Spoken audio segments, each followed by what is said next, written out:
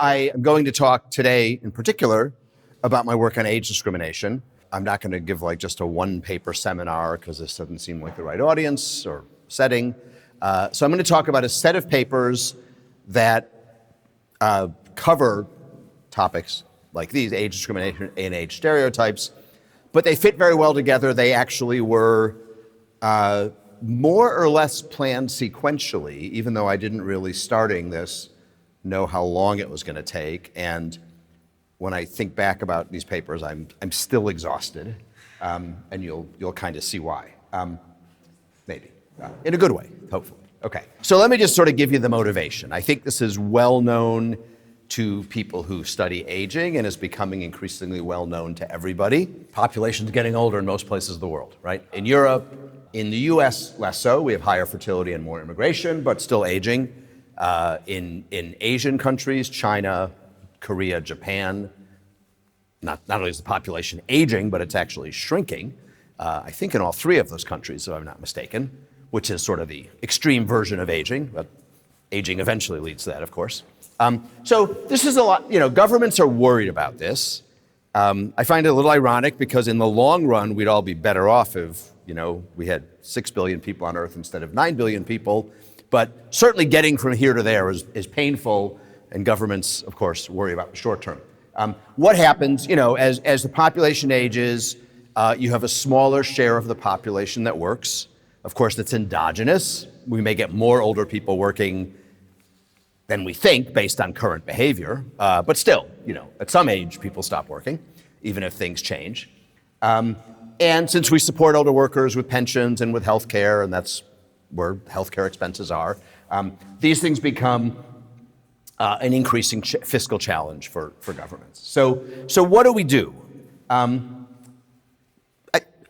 don't want to say all European countries, but most of them, and the Asian countries, and the US, have put in place supply-side incentives, right? Things we do to encourage people to work longer.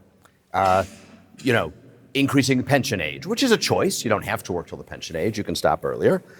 In the Social Security system in the US, we have essentially strengthened the financial incentives to work a couple years longer, because your benefits are now reduced if you take them at the earliest age, 62, and go up more steeply if you wait. And that's fine. Supply-side incentives make sense. They've had some impact. I mean, people are working a little longer. But the problem, and it's kind of what motivates my research, although I've done some on the supply side, is there may be demand-side barriers, right? If what we are doing is creating incentives for older people to work, but a lot of employers don't want to hire older workers, you may not have much impact, right? It's kind of like, the English idiom is you're pushing on a string, right? The string moves a little bit, but not much happens. You pull on a string, a lot happens. And that's a problem because, first of all, we may not get as much of an employment response as we think we need to solve these challenges of population aging. And in addition, if there are demand-side barriers and we don't address them, then policymakers thinking about, okay, how much do we have to increase employment of older people to solve our fiscal problems, are going to enact even harsher supply-side incentives because they're sort of always pushing up with resistance. And those supply-side incentives hurt people, some people. I'm a professor, I'll probably work till God knows when, but there's no US, we don't have to retire, but a lot of people are in jobs that are physically demanding or boring or both, and don't want to work forever, and for them work really is disutility. It's not maybe not intrinsically satisfying that much. So if we can deal with the demand side barriers, if they're important, we may be able to solve this problem more easily. Okay, so this research, having said that, you might be thinking this is all about retirement. And if you looked ahead or know my papers, you say, well, wait a second, this research is about hiring. So why are we talking about hiring if we're talking about older workers? Well, for a couple reasons. First of all, it's not just about retirement, right? Employment is falling in a lot of places among people in their 50s, especially low-skilled men. It's falling a lot earlier.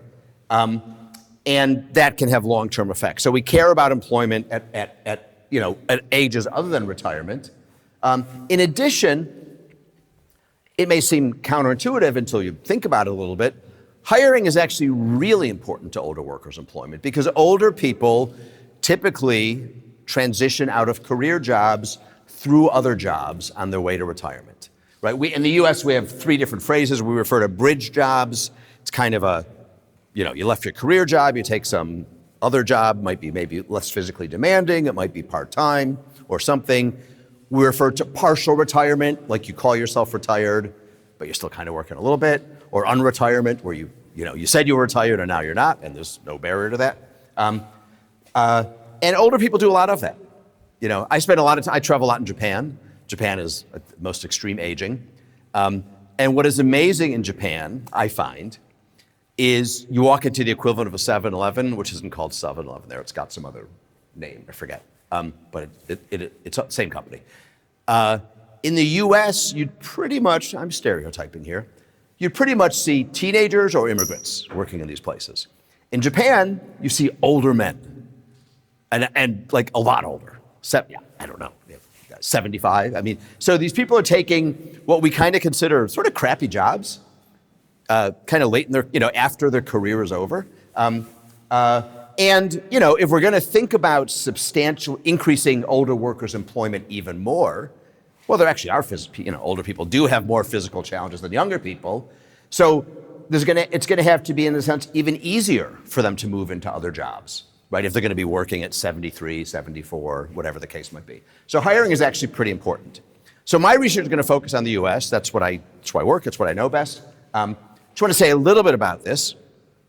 If you know the US discrimination literature, you might say, well, why are you studying discrimination in the US? Don't you have really strong discrimination laws? And we do. We have, ironically, we have one of the least regulated labor markets, but we have by far the toughest and most successful anti-discrimination laws in the world.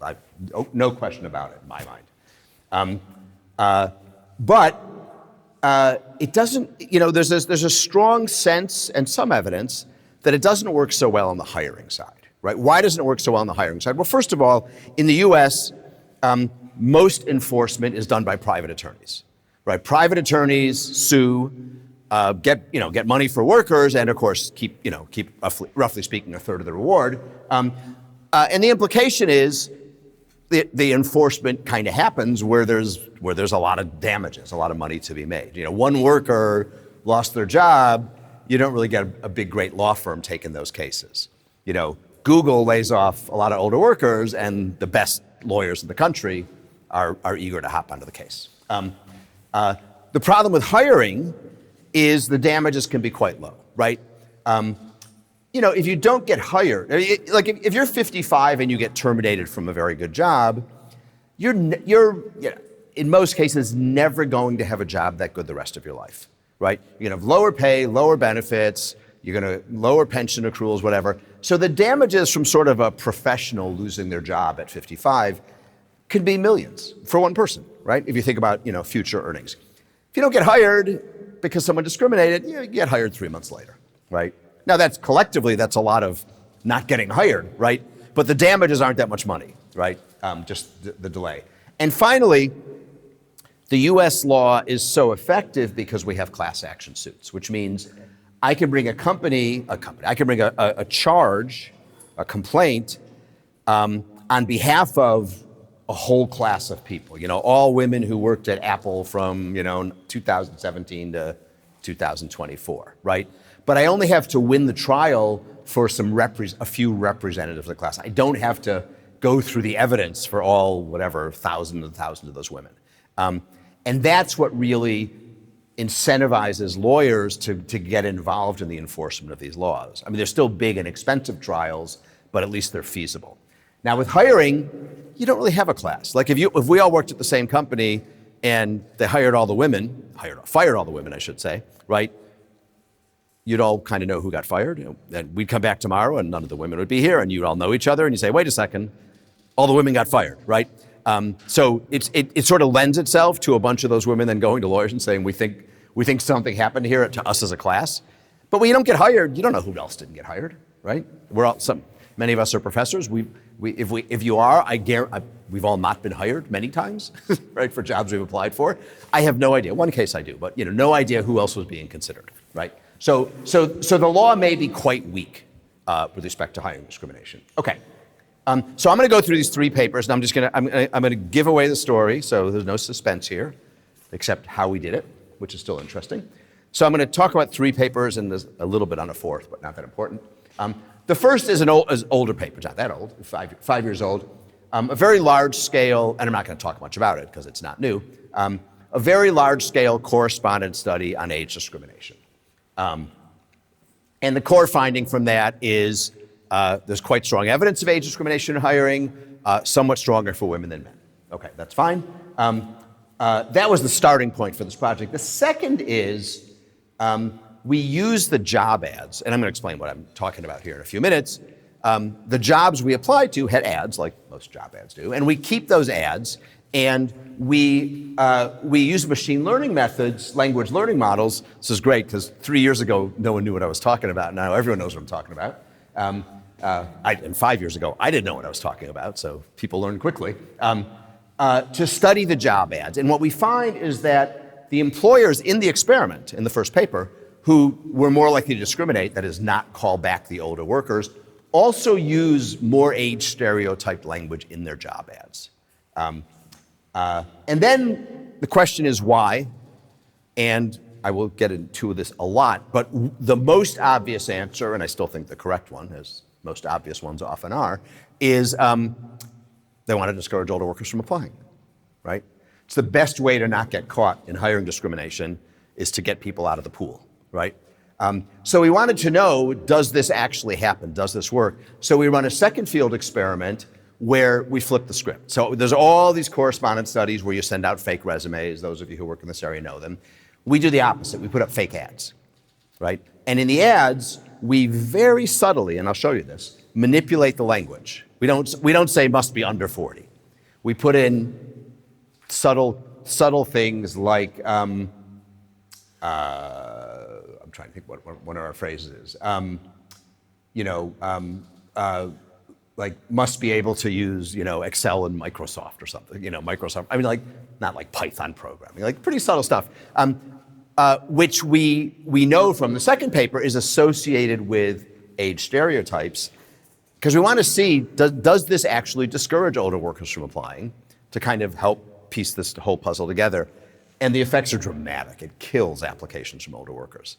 Pretty subtle cues. So I'm going to show you all these things. So let me start with the first paper. There is past experimental evidence, so these correspondence studies on age discrimination. Where do these come from? Labor economists have been studying, and sociologists have been studying discrimination for a long time.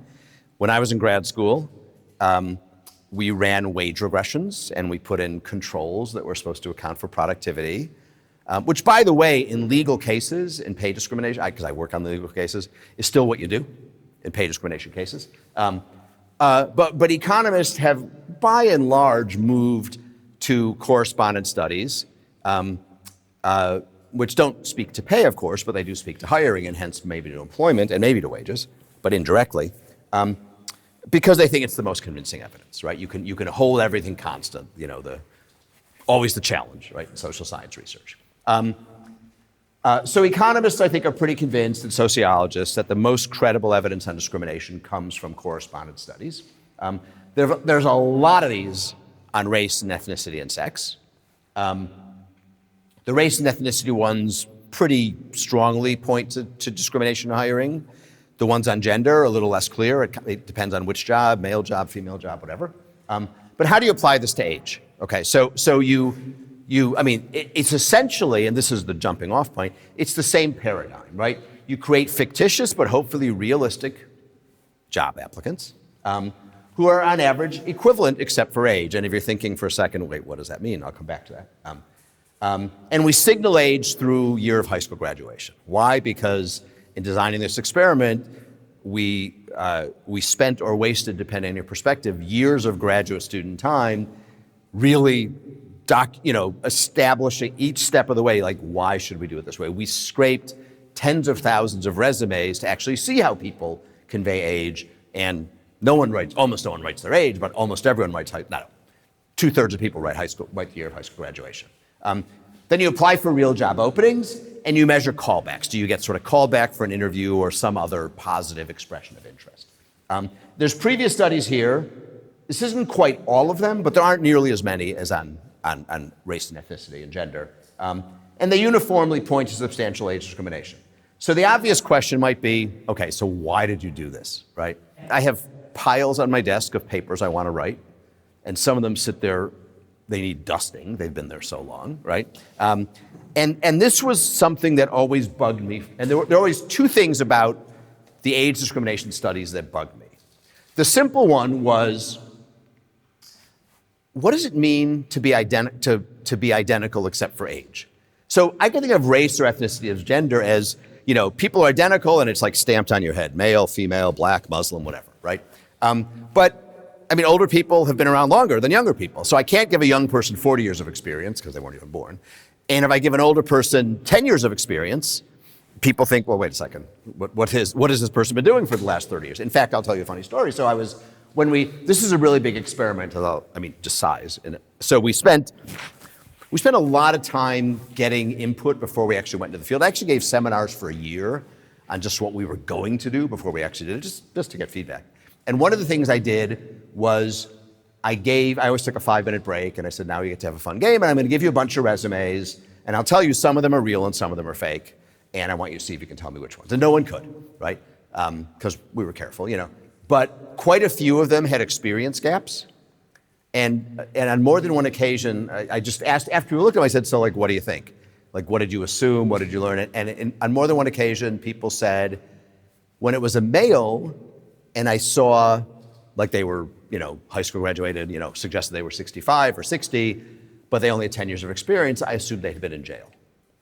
Which would be one explanation of why you only have 10 years of work experience. But that gets to the point, right? What does it mean? How do you hold it constant? This is a New Yorker cartoon, which I just love. It's actually on my door. Luca may have seen it. I'm 53, but I have the resume of a much younger man, right? Which is kind of exactly the problem. So I wanted to figure out how to address this problem. And I'm not going to talk a lot about the study, but essentially, we instead of having a single kind of resume, older, younger, matched on presumably a lower level of experience, which is what everyone else has done, we do different things. One thing we do is we say, well, what is it, when a 55-year-old says, people won't hire me because I'm old, what do they mean? They mean, I've been working for 30 years and they won't hire me. So I have experience commensurate with my age, what I should have if I've been a normal worker, right? So you might say that's a better kind of comparison, right? A 30-year-old with 5 years experience, a 60-year-old with 30 years of experience or whatever. And then we do a bunch of other things to try to get at that. None of which turn out to matter. So even though I thought that was a big problem, it doesn't. The other problem, I'm going backwards and forwards here hopefully, is a much more technical problem, differences in the variance of unobservables. So what do I mean by that? I'm going to take you to a table. Anyone recognize where this table's from? Any of the labor economists? This is from Mincer, Schooling, Experience, and Earnings, okay? Which, if you haven't read, you should. It's out of print. It's a short book. It's one of the greatest labor economics books ever written. This is really the foundation of the human capital model, much more than Becker. Okay, so what is going on here? Why am I putting this table up here? Okay, so for those of you who remember your human capital model well, right? There's something called the overtaking age. Ring a bell for some of you?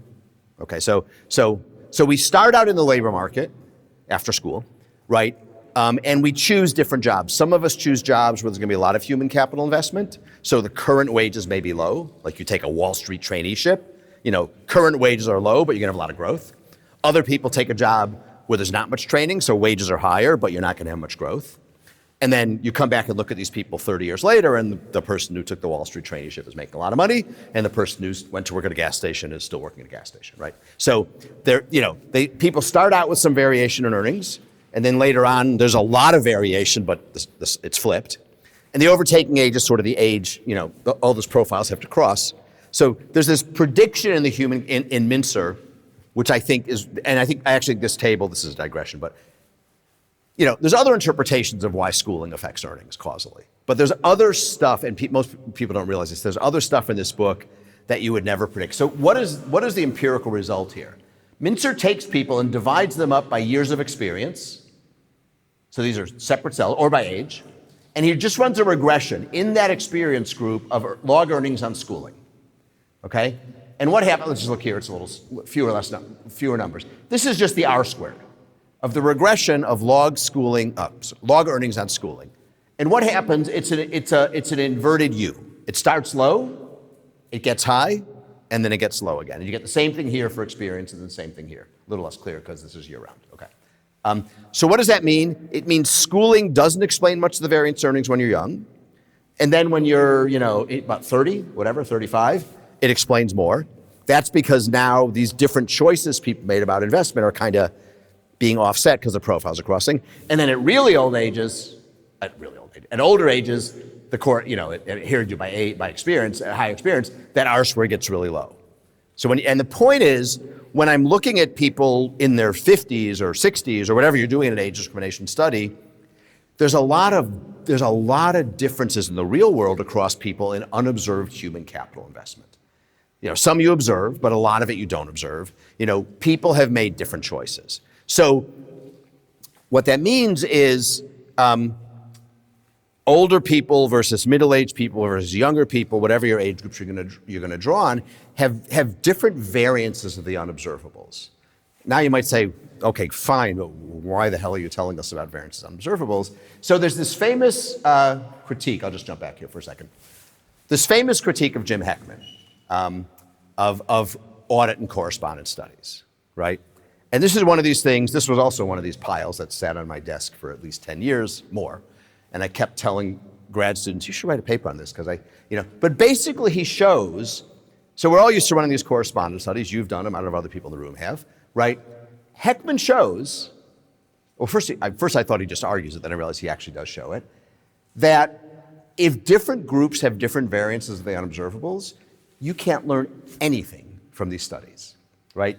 You can get evidence of discrimination when there isn't any. You can get evidence of no discrimination when there is discrimination. Let me just tell you why. I think this is just really instructive. And I wrote a paper in 2012 about how to maybe solve this problem. That's now being pretty widely adopted. At the time, I sent it to Heckman as a draft. And I said, so what do you think? I've been wondering about this critique of yours for 20 years. And he emailed me back, he said, interesting, David, I think you can do better. But anyways, so here's the problem, right? You're designing one of these studies. Okay, so I'm gonna, you pick some resume template, right? What are these, if some kind of job, if it's low skill jobs, these things are usually lower skill jobs, I'm gonna design kind of low skill resumes, right?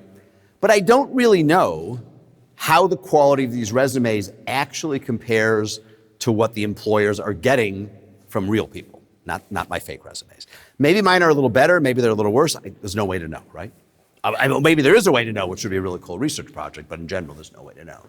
So now, suppose I send out applicants who are a little better, or a lot better, better quality than who they're usually seeing. So employers are going to see these applicants and say, hey, these guys look great, I'm going to hire these people. I'm going to, and let's say I'm doing blacks and whites. But employers also think that blacks have a bigger variance of the unobservables than whites do. Okay? Then the resumes are good. I look at the white resumes, white names, right? And it's a low variance group, so I assume that the resume is a very strong signal. But then I look at the black resume, which looks the same, because that's how the experiment is designed, but I think this group has a high variance. Well, if there's a high variance, there's a higher probability they fall below my threshold for hiring, right? Now turn it around. So it's going to look like discrimination, even if there isn't any. Now turn it around. Suppose blacks have a lower variance of the unobservable. Then you get the opposite.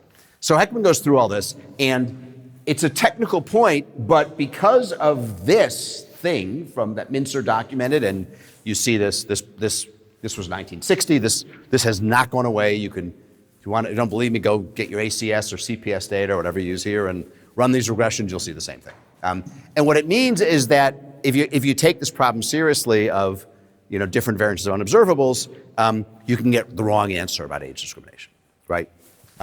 So we did the study. We sort of broke the bank. I had a very big grant, which was great. And we kind of ruined it for other people because a lot of studies used to have 500 applications. We had 40,000 because we computerized a lot of it. I took advantage of my sophisticated graduate students. But we partly made it really big because we had all these different versions of resumes because of all this experience stuff.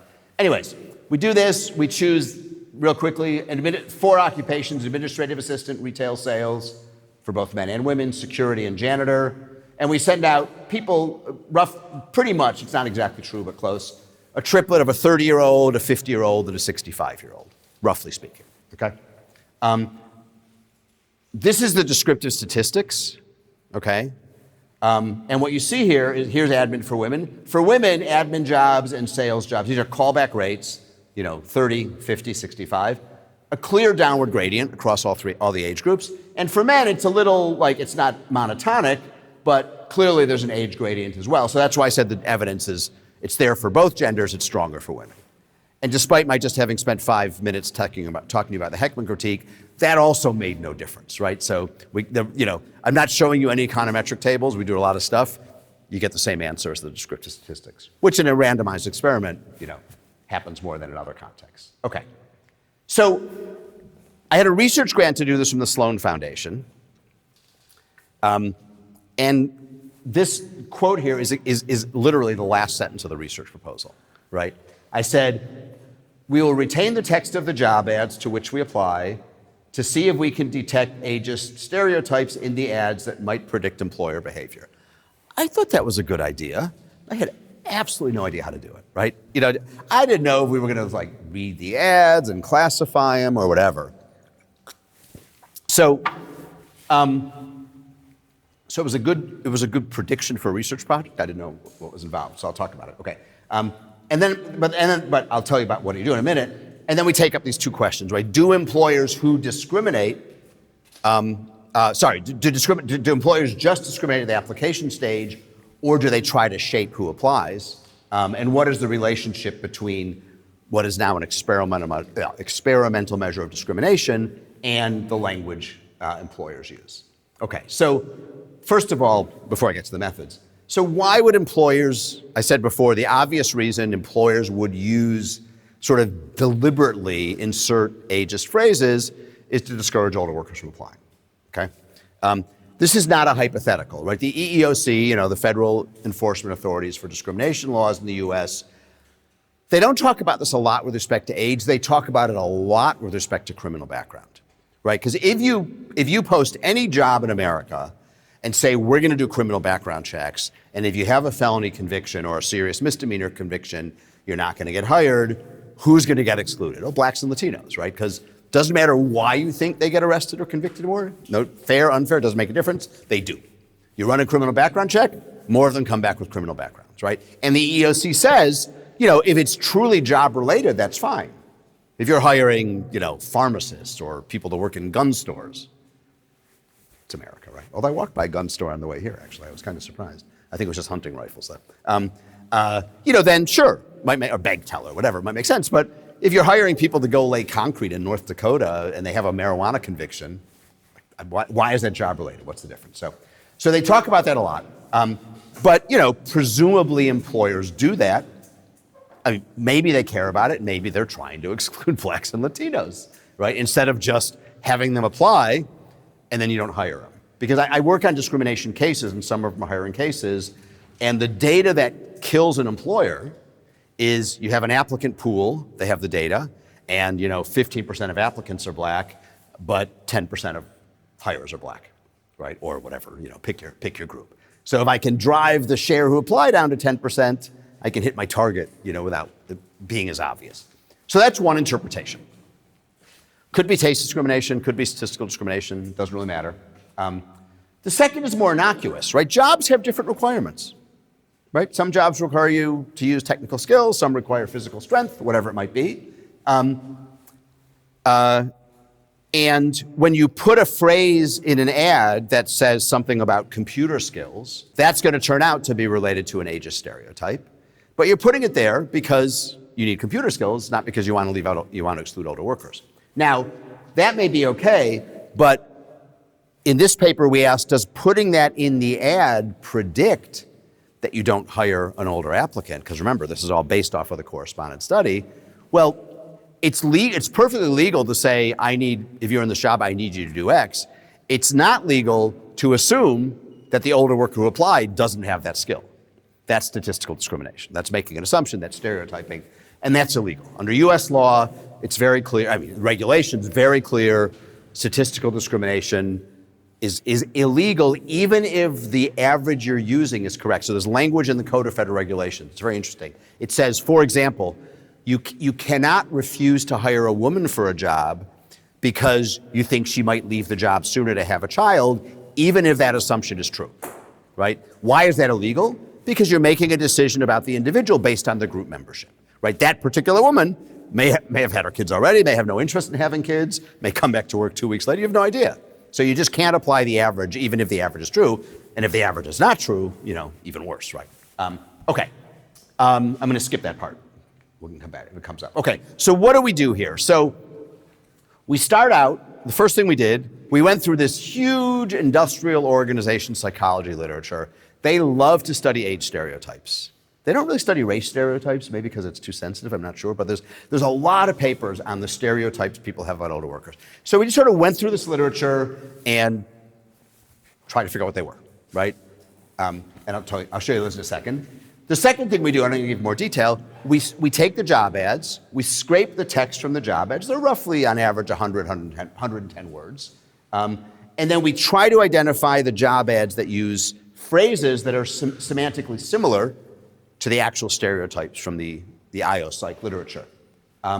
We characterize ads as to how strongly their language is stereotyped with each of our stereotypes, and then we ask whether that predicts which employers didn't call back an older worker. That's the broad out. We have it in the table, we have like a list of 64 phrases, and then we boil it down to these, I think it's 17. So, and we group them into health, personality, and skills. So these are negative stereotypes about older workers: less attractive, hard of hearing, worse memory, less physically able. I don't think any of those are surprising, right? And on average, they're well, I don't know, less attractive is true, that depends on your taste, but the other three are clearly true to some extent. Personality, less adaptable, careful, less creative, dependable, negative personality, warm personality. So you might see the color coding. The ones that are in white are unambiguously negative, right? Careful and dependable are actually positive attributes. So there are some positive stereotypes about older workers. And then there's a couple yellow ones that are ambiguous in the literature. And then skills, lower ability to learn, communication skills is an ambiguous one, more experience, kind of has to be the case. Productive is ambiguous, and then worse with technology is unambiguous, right? And what I mean by unambiguous is across studies. What do people find? Okay, so this is our list of our stereotypes to start with. So some we have a clear prediction, and then for the ones that are yellow, we don't, right? We'll just see what the data tell us. Okay. So here, this was the hard part, right? So, and this was like the thing I didn't realize that I didn't know how to do before I said I was going to do it. What's the problem? So we don't expect job ads to have language that is exactly like the industrial organization psychology literature. First of all, you tend not to put negative things in job ads. I don't think there's a job ad we have that says, you must not be hard of hearing, or you must not be old and wrinkled or something. They put in things you're looking for. That's what job ads do, right? So that's one reason they won't match. We started to think, okay, well, we'll do string matching. We'll pull 1,000 of these ads, we'll look through them, we'll identify phrases related to stereotypes, we'll pull another random sample of 1,000 and see if we can assign most of them, and if we can't, just sort of this iterative list.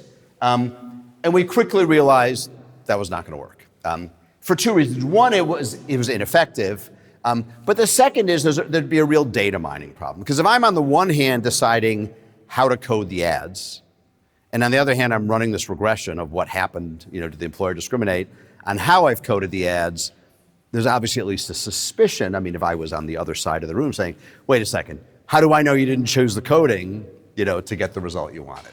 So we wanted an automated replicable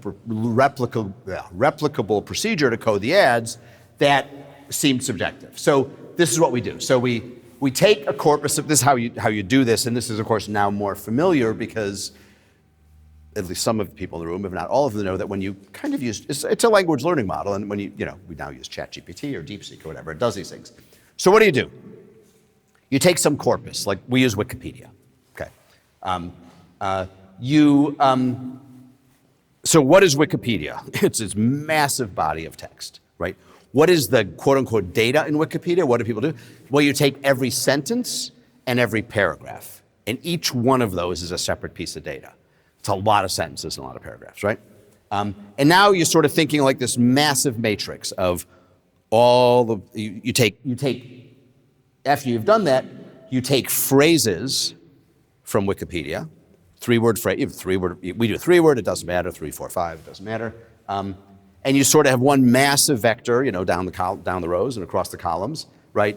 And you're trying to look at these and predict how close they are to each other. And what does close mean? It means the phrase will show up, now it's easy to do this example in terms of a single word, will tend to show up in the same sentence or paragraph in Wikipedia.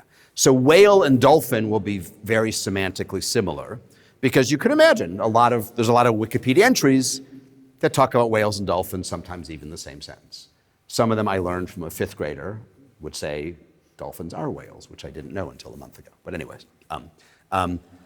whereas whale and barista are not going to be semantically similar. It's hard to imagine a Wikipedia article where they show up together. And in fact, they might, one might predict the absence of the other. It might be more than like no correlation, but a negative correlation. So you get these semantic similarity scores just off of the Wikipedia, whatever corpus you're using, between every phrase. Now the model's trained, right? Now I take on one side the job ads and all the phrases, and then on the other side the stereotypes from the literature.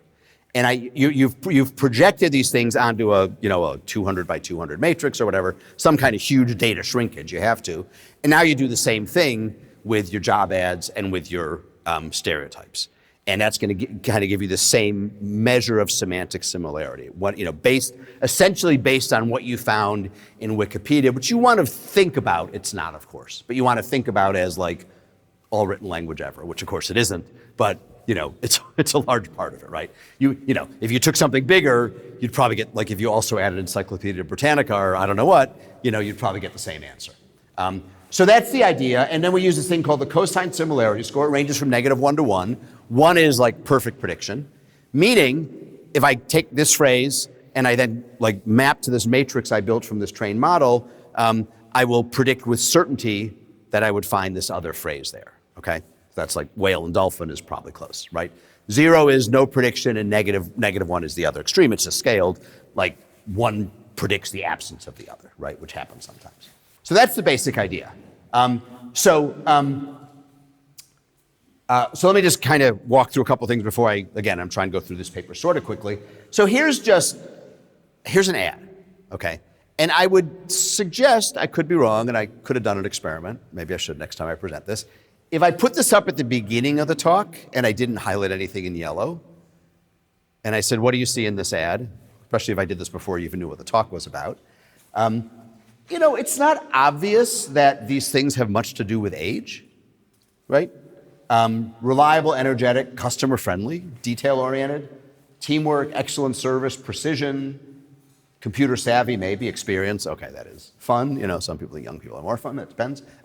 But in fact, all of these have pretty strong, and I'll show you some later, have pretty strong semantic similarity with ageist stereotypes, right? And maybe it doesn't seem surprising now that we've been talking about it for a half hour and I'm showing it. But none of these say must be young or some version of that, must have a young, you could say different, must have a young outlook, must have a youth, you can imagine more blatant phrases. So that's the kind of material work. This is an actual ad. They don't all have that many phrases. We chose one, to illustrate, but you get the idea. Okay. So basically then we have an individual ad. We take all the phrases in the ad, right? And we say, okay, we have those 13 stereotypes because some are negative, positive.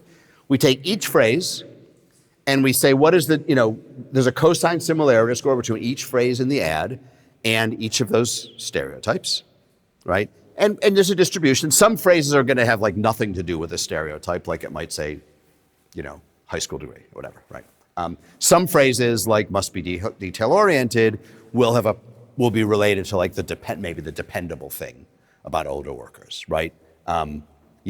Energetic probably related to the physical ability stereotype, which is a negative stereotype on older workers. And we take the 95th percentile of scores for each stereotype from an ad to characterize sort of how stereotyped the language in that ad is. We didn't use the 100th percentile just because then sometimes you get the same words, it's a little less subtle, but that's what we do.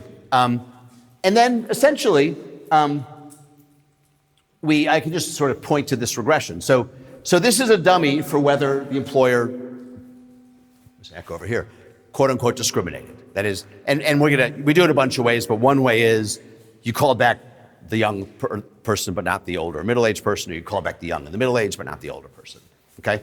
And then we have this indexes each of the stereotypes, and this is kind of how strong, how high is that cosine similarity score, right?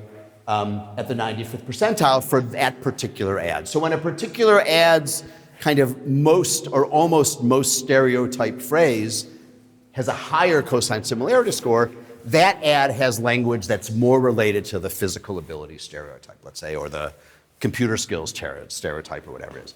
So we run that model and we want to ask, are these consistent with what it says? I'm going to skip that. So just the result, this one I don't show you tables because there's no way to summarize these quickly, right? It's a lot of complicated tables. So basically, the job ad language that's highly related to ageist stereotypes is associated with fewer callbacks to older workers. For men, it lines up great. All three of these categories, health, personality, and skills, stereotypes on all three of those predict discrimination from the experiment, almost always in the predicted direction from the IP literature. Sometimes there wasn't a prediction because they had these ambiguous stereotypes. For women, it's weaker. There's some of it, but somewhat weaker. I'm not exactly sure why. I have two theories. One is that the important stereotypes that people actually hold about older women versus older men are less commonly used in job ads, right? Women, we know, are penalized more for how their appearance changes as they age than men are, right?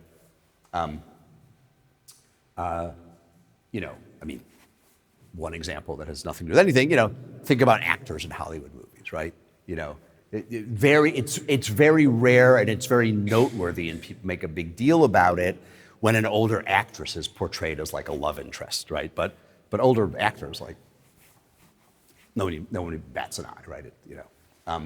And that Hollywood is probably a pretty good reflection of our cultural preferences because they're just trying to sell us movies, right? So what else would they be doing?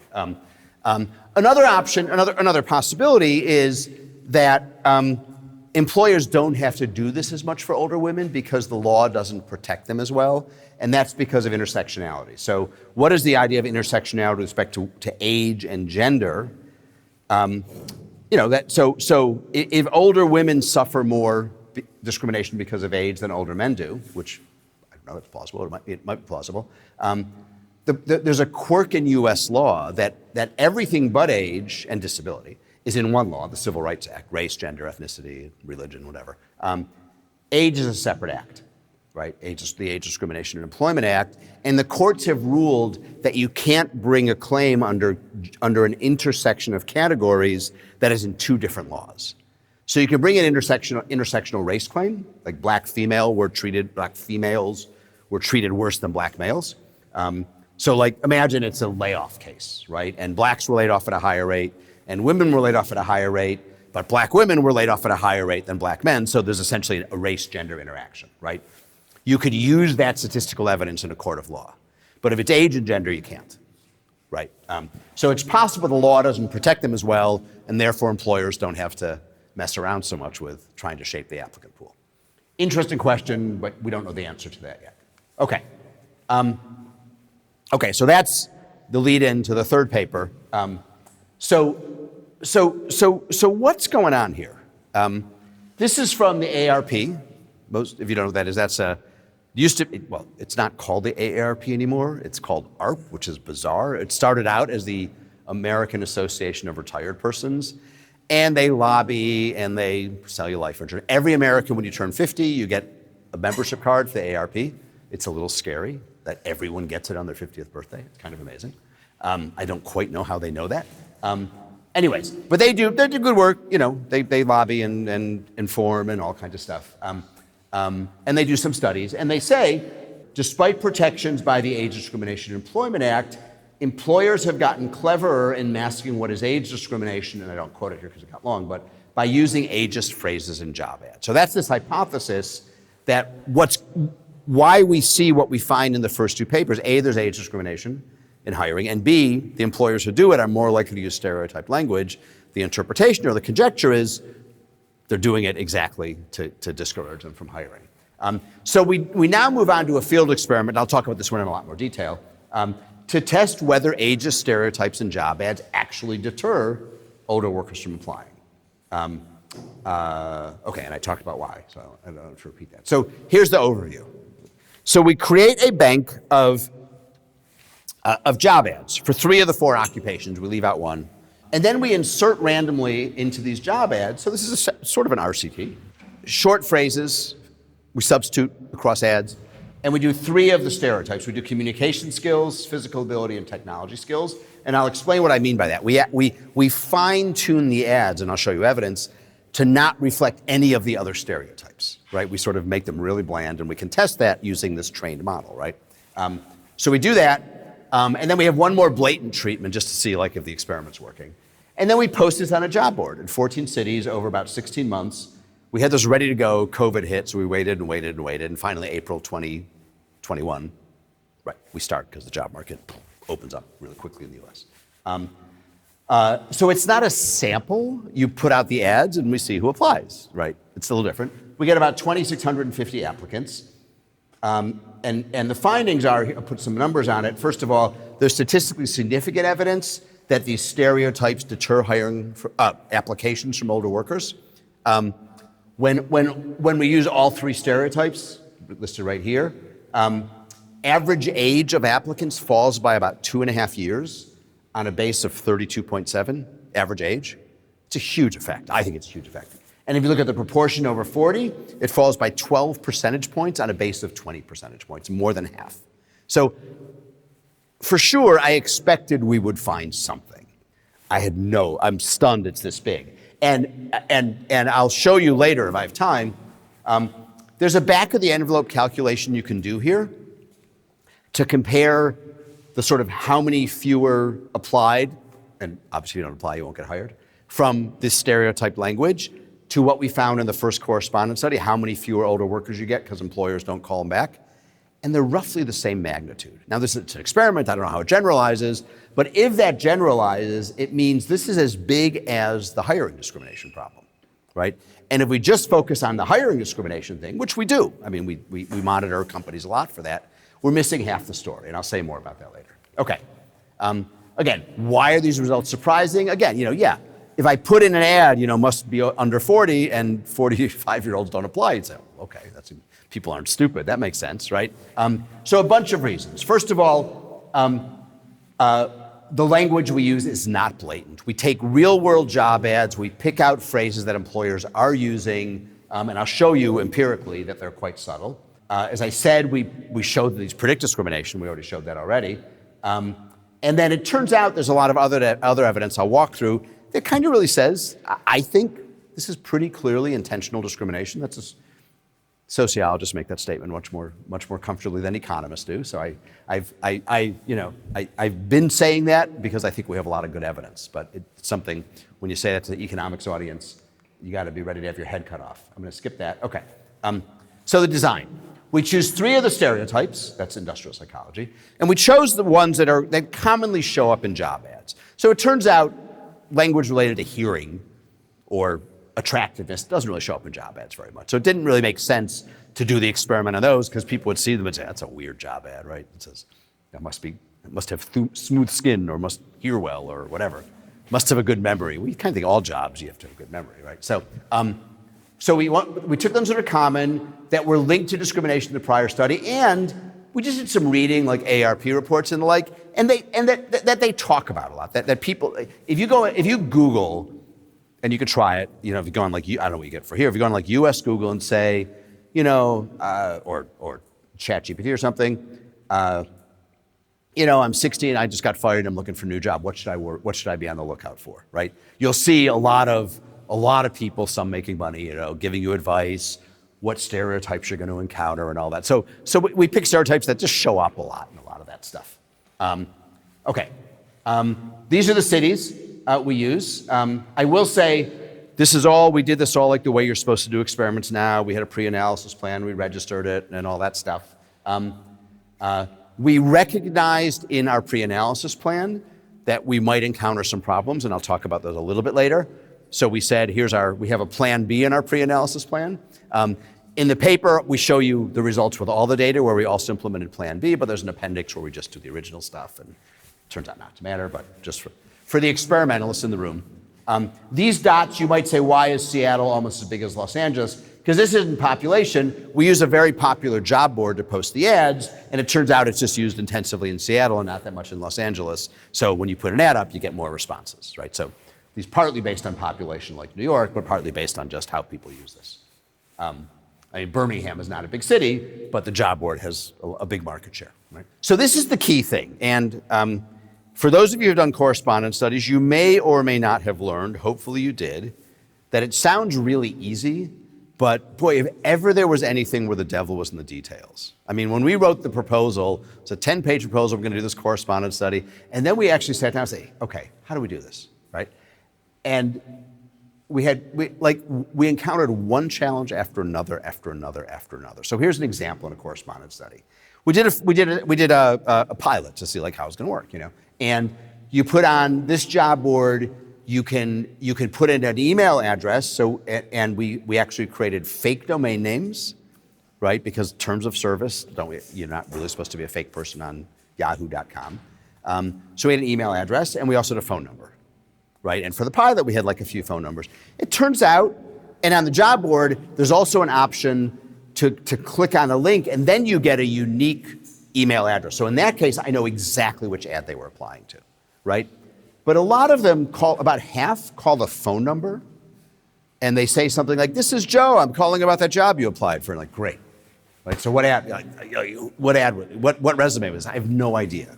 So I didn't know that happened. I read a lot of these correspondence studies. I have literally never seen anybody talk about this problem. I don't know what people are doing in these studies, but I assume everyone has the same problem. Maybe they just ignore it. I don't know. So we encountered this. So we sat for a long time, and we discovered that you can buy online phone numbers for about $1.50 a month. And we bought 360 online phone numbers. And then we could map the applications by occupation and education and gender. We could do small cells for each phone number, and then we could listen to them and classify almost all of them, which ad actually went out. So every month I was giving our department admin I needed reimbursement for 360 telephone numbers, and she was always very puzzled. But one thing after another. So in this case, and the other people obviously pay attention to the resumes. In this case, the data, if you want to call it that, is the ads, right? If the ads aren't good, the experiment's garbage, right? So, it's not, yeah. So we need to write ads that, if this was the technology stereotype treatment, that the only stereotype it suggested was something related to technology, okay?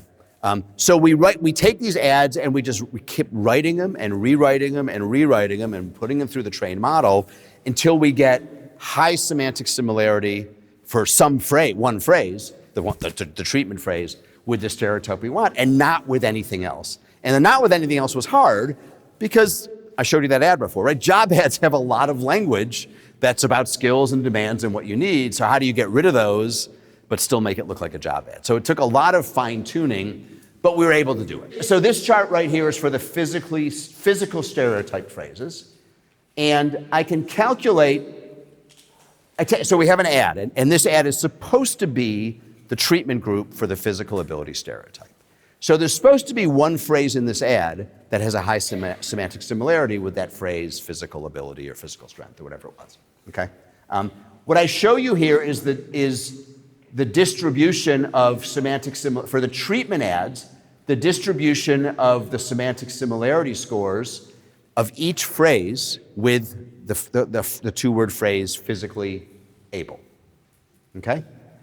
And so for the treatment ads, this is what we get. So the upper tail is way up here. It's near 1. That's what we were going for. We also wanted to make sure that we weren't getting that for the control ads, right? So we had to make sure we avoided all other language. And that's what you see the neutral templates. These are the control ads right here. And you can see there we don't do that. And also, this is supposed to be the physically ability stereotype. It doesn't trigger any of the other stereotypes, right? Here, these are even, these are even, these are even. And like here we do communication, and we're triggering only the communication stereotype. If you notice, if you look closely, you say, well, what's going on here? That's pretty light, so you can't really see it. Well, okay, whatever. What's going on here? Why does this one go higher? Well, because those are the actual ads, right? And actual ads actually have stereotype language, right? So we just wanted to sort of make that point, that the treatment ads really trigger the stereotype, the control ads don't. And of course, the actual ads, which we don't use, are somewhere in between. So this is like, now that we all became amateur epidemiologists, you want high sensitivity and high specificity, right? This language we kept having when we were reading about vaccines, you want, or tests, I mean. You want it to detect something, you want to say there's a problem here, and the problem actually is the thing I'm trying to detect, right? Kind of the idea. So we're going to have, these are the following treatments. We're going to have a control ad where none of these 3 phrases, this is an example, are related to age stereotypes. Then we're going to do one at a time, single stereotype. Then we're going to do all 3 at once. Okay, so that's five arms so far. There's going to be one more. Here's just some examples. So it's there's a lot of them, but let's just look at the bottom row. It's easy to see. So for security guard ads, the technological skills stereotype. So we have for the control phrase, it says you must write patrol records in a journal notebook. And for the treatment phrase, it says you must type patrol entries into a journal application on a computer system. Okay? Now this is the cosine similarity score with technological skills. You can see it's higher here than here. This is a great example for 2 reasons. There's a lot of things that, first of all, we tried as much as possible to convey the same rough job requirement with and without the stereotype. Here we could do it. You must put patrol entries in. When we got to retail sales for physical ability, or this one, or for technological skills, we had something like this. We couldn't really think of a phrase, like a skill that was related to technology but didn't use technology, so we just have, you must help clean and organize the store, which isn't great. But anyways, so that's one thing. You can see that we're hitting a higher cosine similarity score here. In most cases, we're trying to get the same skill. So here, you must use accounting software systems like NetSuite, FreshBook, and QuickBooks. You must produce and distribute documents such as correspondence memos. So kind of the same tasks, but one with a more computer-driven language. That's one thing you see. The other thing you can see here, I made this big point that these are pretty subtle phrases. They're not explicitly ageist. This is not sophisticated software. This does not say you must program in Python, right? You wouldn't, Microsoft Excel, Google Sheets. I mean, my mother, when she died at 91, didn't know how to use Google Sheets, but she did know how to use Microsoft Office, And I think, so I'm 65, I think for the kind of things that are here, there's no difference between my computer skills. Now, okay, I'm an academic, whatever, and a 30-year-old, right? 40 pounds is maybe a little more problematic. A lot of ads say that. That's why we used it. I lift weights, so I think 40 pounds is no big deal because I'm throwing it around all the time. But, I'm going to come back to this later. And I'm going to show you actually that you might think, oh, well, a lot of older people can't lift it. I'm going to show you evidence later that people are responding to the ageist cue and not the can you lift 40 pounds cue. Because, basically, what's the evidence of that? Women do not respond to that phrase. Right? And women they're less likely to be able to lift 40 pounds than men, obviously, on average. They're not responding to this, but they are by age, right? They're not, but not by gender, right? Okay. So that's sort of some examples of control and treatment phrases. We're almost at results. So this is my evidence that these are pretty subtle phrases. So what I'm showing you here, I'll just point up here. So this is the distribution across all ads from the first study way back when, right? Of cosine similarity scores with communication skills. This is 2 lines here. We have 2 different control phrases. That's where they are in the distribution. They're right at the mode, right? Now, they're not centered on 0 because they're real ads, right? Ads tend to talk about communication skills. And these are the 3 treatment phrases. And they're not out here. right? They're kind of at the 75th percentile-ish, right? Same thing here, physical ability, we have two controls. They're a little above zero, but pretty low. And the lift 40 pounds is not way out in the tail in terms of what actual ads tend to say in terms of semantic similarity with physical ability. And here's technology. So that's the sense in which these are pretty subtle phrases. It's also important, those of you who've done these studies, you often get the criticism, well, so what, So employers don't respond to some resumes. You just go to the next employer, you just apply to someone else. If these are at the 75th percentile, that means a lot of ads have the exact same language, and 25% of them have more stereotype language. So if this is discouraging people from applying for jobs, it's probably discouraging from applying for a lot of jobs. We also wanted to know, when you run an experiment, sometimes you find no result, even though you thought you might, and there's two interpretations. One is, my hypothesis was wrong. I didn't find that ageist language discouraged older workers from applying, in our case. The other is you just ran you did a crappy job, right? And you just got noise. So we wanted to do a sixth arm, which is really blatant language. And if we didn't get anything on the really blatant language, then we probably did a bad experiment. But if we got something on the blatant language, but not on what we think is what ads actually tend to say, then you might conclude there actually is no effect. So we took this stuff from ARP, and we had these three phrases. These are not meant to really focus on one stereotype versus the other, just let's put in a phrase that we think is really going to scare off older workers. You must be up to date with current industry jargon and communicate with a dynamic workforce. That's like loading up all kinds of stereotypes. You must be fit and energetic. You must be a digital native with a background in social media. So these are sort of our not baseline because they're supposed to be extreme, and these have a really big effect, which is good. We did one little thing to see if actually people thought our phrases were ageist. And we just did a little thing on MTurk. We did an incentivized experiment, and they do. It's pretty clear. So posting the ads, we have 18 different ads, 6 arms by 3 occupations per city. We staggered them. We ran a pilot to see on this job board, you post an ad. You can't buy top placement. You post an ad, and it's just chronological. Right after you post it, it's in the top, and then it just drops down, depending on how many ads show up. Might be on the second page, third page. So we sort of watched them to see how quickly they disappeared, and we picked a period of something like 5 or 6 weeks between job ads, and then we took them down, so we never had 2 ads from our experiment in the same occupation up at the same time. We specified in advance how long we were going to do this for. You don't want to do p-hack. You don't want to keep running the experiment until the results are significant. That's not very kosher.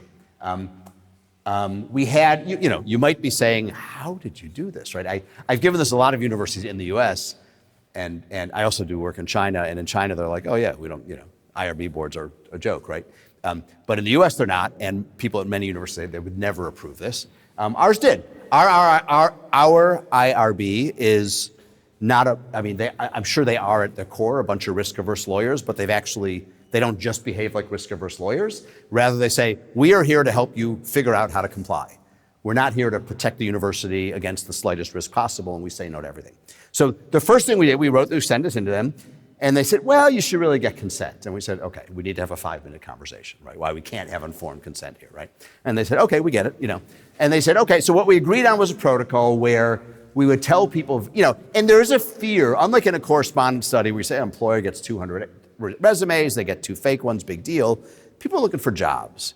And if they get really excited about our job and they stop looking, it's a real cost. So we had to tell them very quickly that the job has been filled. Thank you very much. So we did that. That was automated. And then we had to, at the end of the experiment, contact people and tell them what we did, and if you'd like to take your, why we did it, and if you want us to take your data out of the study, we will. No one did. I think maybe 2 or 3 people. 3 people did. We had as many people who said, this is great, I'm glad you did it, it's really hard being an older worker and stuff like that. Anyways, so that's how we pulled this off. Okay, so this is implementation. This was kind of funny.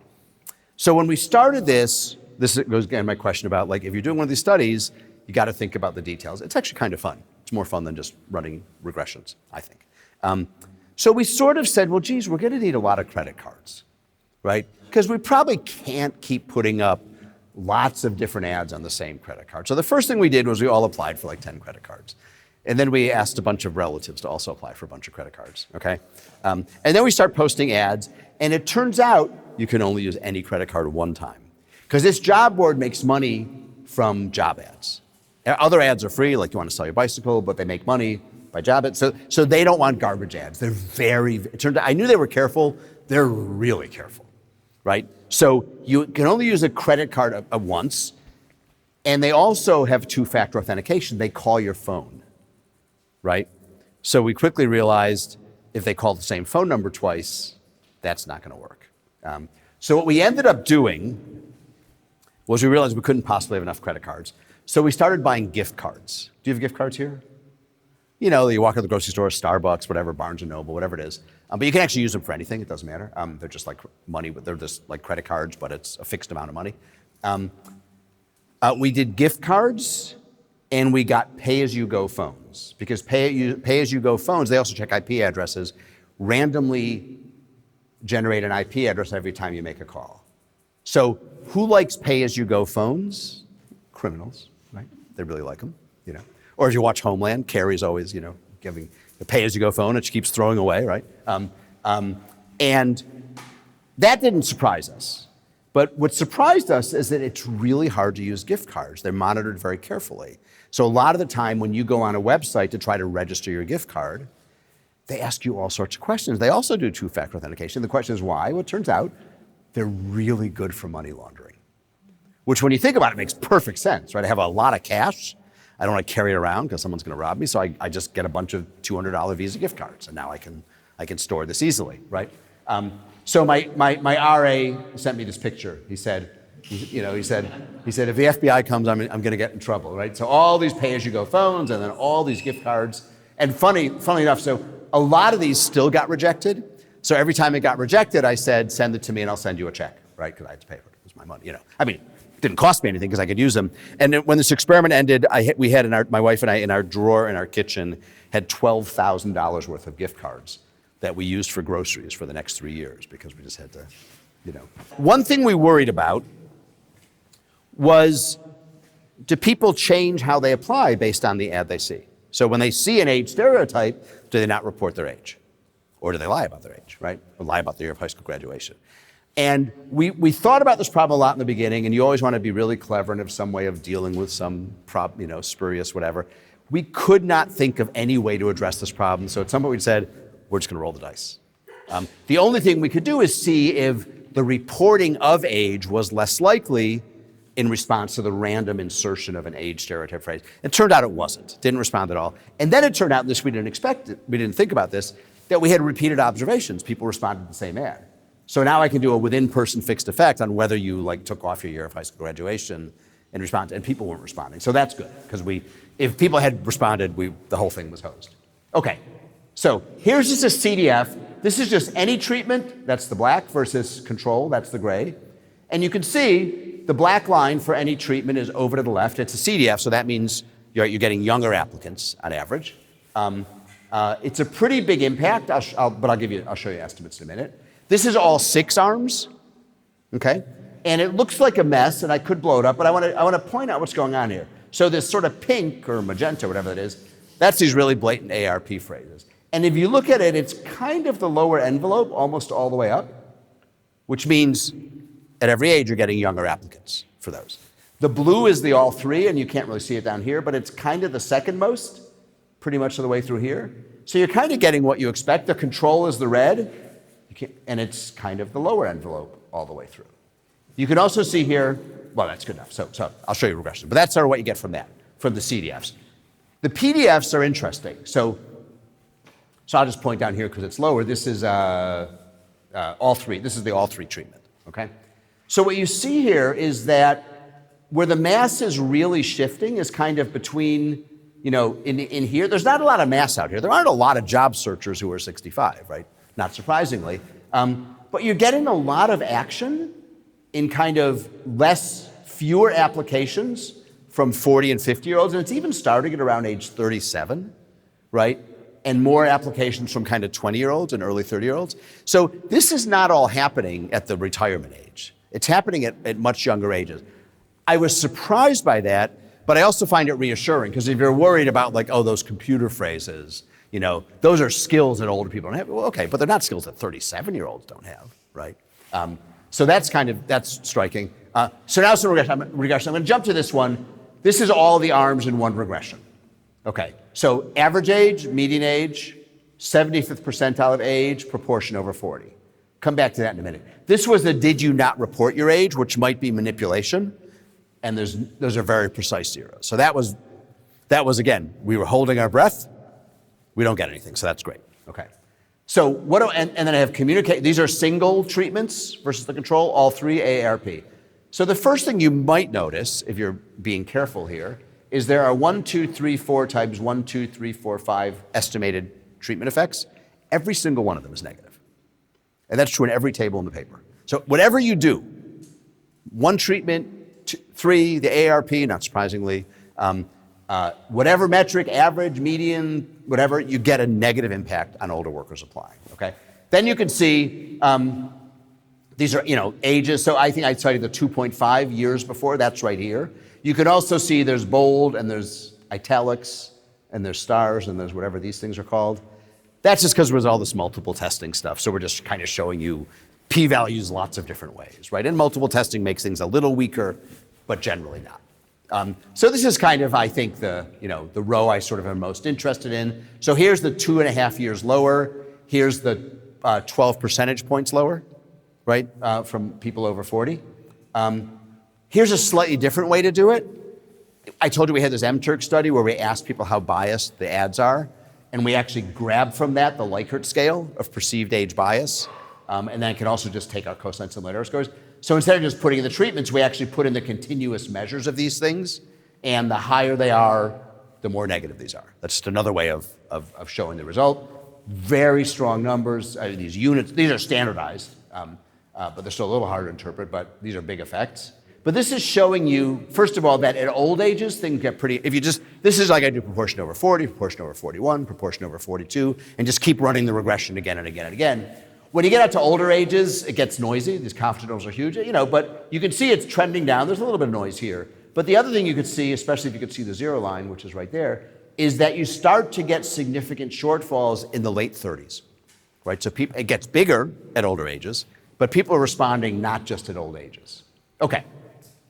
Those are the core results. Now I want to just kind of give you some interpretation. So first of all, what's actually going on? What's going on is not that you're getting more applications from younger people, it's that you're getting fewer applications from older people, right? Both young and old, you get somewhat fewer applications because these ads express skills, and some people don't have them, right? So you get a little drop off, but it's really coming from the older. So that's good. If it was just kind of coming more from the young, not entirely clear what you conclude. Okay, then I just want to go through what I said before. I'm going to go, that in the correspondence study, the age discrimination in hiring would reduce the callback rate. If it were a hypothetical 20%, it would reduce it to 15.56%. The callback rate would fall by about the hiring rate by about a quarter. In the experiment, it turned out the share of applicants over 40, it turned out to be exactly 20%. And the discouragement effect would take that down to 16.31%, treatment versus control. So this is why I said the magnitudes are about the same, right? The sort of discouragement from applying effect is about as big as the hiring effect in the callback study, which is not what I expected, right? And that says, if you just focus on do you hire proportionately to your application pool, to the extent this generalizes, you're missing half the problem, right? Okay. I said this before, that this is costly for workers. Okay, other explanations real quick. So one thing you could think about is, job searchers see these phrases, right? And they just assume they're discriminatory and don't apply. So that's the simple story. That's the Occam's razor story. But the other is, these job ads signal job requirements, right? They put them in because you needed computer skills or you needed to be able to lift 40 pounds. And either older workers don't have those skills as much or don't like to do those jobs as much. That I can't really tell. Or employers think they don't have those skills and therefore don't apply. But it's not discrimination per se.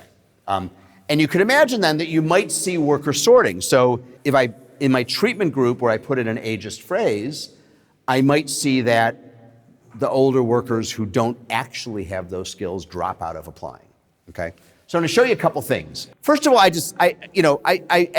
we can do our whole language learning thing. We just actually look at the resumes in the control group, which shouldn't be affected by anything, and say, what is the profile of these skills, right? I can do the same thing. Look at all the text in the resume. We do cover letters as well, and look at the semantic similarity with whatever this one is. This is I think this one's physical ability at different ages across the applications. This is smooth. It's not quite the smooth. There's some smoothing here, but these are really flat, right? So it's not like older workers don't have. So what does this mean? This means, so people in the US put in their resumes like their hobbies. So you say, I lift weights, or I do yoga, or I run marathons, or whatever. So whatever the language learning model is looking at and saying, oh, there's stuff in this resume that sounds like they have high physical ability, right? It's flat. Same for technological skills. And we do a version of this also where we actually do like some string matching and we see the same thing. The second thing is we don't see any sorting. So we don't see that the treatment, this is communication skills. This is again, look at the resumes. You don't see that the communication skills, the black line for the treatment group is getting steeper when you get the treatment, right? So that if people are seeing this and they think, oh geez, the employer wants that kind of skill. I don't have it, or I don't like those kind of jobs, or I think they think I don't have it, then the ones who don't have these skills will drop out. You don't see that at all. People just aren't responding that way. And finally, there's this other thing about gender. So we can, based on names, assign gender confidently, we think 91% of the time. And then we ask whether the physical ability stereotype phrase, lifting 40 pounds, reduces the female share. No impact, right? So we interpret that as saying that people are really responding to the age cue, right? Both women and men, I didn't show you the gender results, are less likely to apply if they're older when it says that, but women aren't affected, which really I think says to me it's the age cue, it's not the can you do this. Now, whether that's because most people think they can lift 40 pounds or they think the ad says that, but I don't believe that's actually relevant, and if I can't lift 40 pounds, somebody else will. It doesn't matter, right? But older people are seeing it and concluding that it seems they know employers aren't going to hire them, or less likely to hire them, and therefore they don't waste their time applying. Just to summarize quickly, and then some policy implications. I skipped over a slide of a few studies that are starting to think about working on the ad side as opposed to the application side. But this is the first one that does it in this context, that looks at how you respond to ageist language, how people respond to ageist language. We use language that we think is sort of verified in a number of ways as related to age stereotypes. We find strong evidence that ageist language in ads deters older job seekers. And these results, very importantly, show up for, I think what you'd have to say are pretty subtle phrases. And especially that last evidence I showed you, that's what kind of bolsters my willingness to go out on a limb, especially for an economist, and say this is intentional discrimination. It's not just, I don't like those jobs, I think employers think I can't do it, whatever it might be. What are the policy implications? So the EEOC already, they do say, you can't use explicit language, right? Unlike what people used to do before the Civil Rights Act.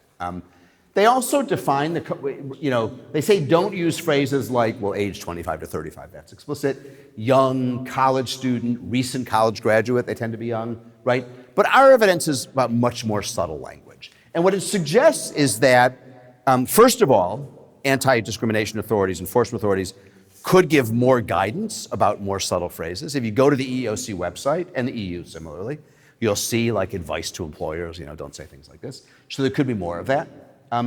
Also, I said that private attorneys do most of the enforcement, but the government does some, and they instigate at the federal level and their state agencies. They instigate a lot of investigations, and they do this pretty much because they get a complaint. But they have very limited resources. I do a lot of work with the California Civil Rights Commission, and they, I don't really understand who they're investigating and who they're not investigating. It's basically someone made noise.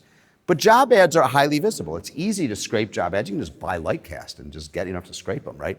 And say which employers are using these phrases. And it's not proof of discrimination. You're not going to get sued because you had a phrase that say must lift 40 pounds.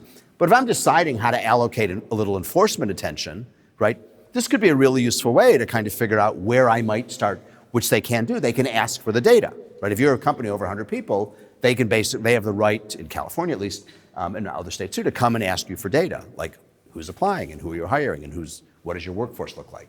So I think in that sense, this language could be useful. And I think the bottom line is, I think our current enforcement mechanisms, I said in the US they're very good, they're not as good in Europe, but I think language is another dimension that this research suggests could be used to do a better job of both encouraging employers to not use it, which I think will reduce at least this indirect discrimination, but also actually to enforce the law and maybe find out where more discrimination is happening.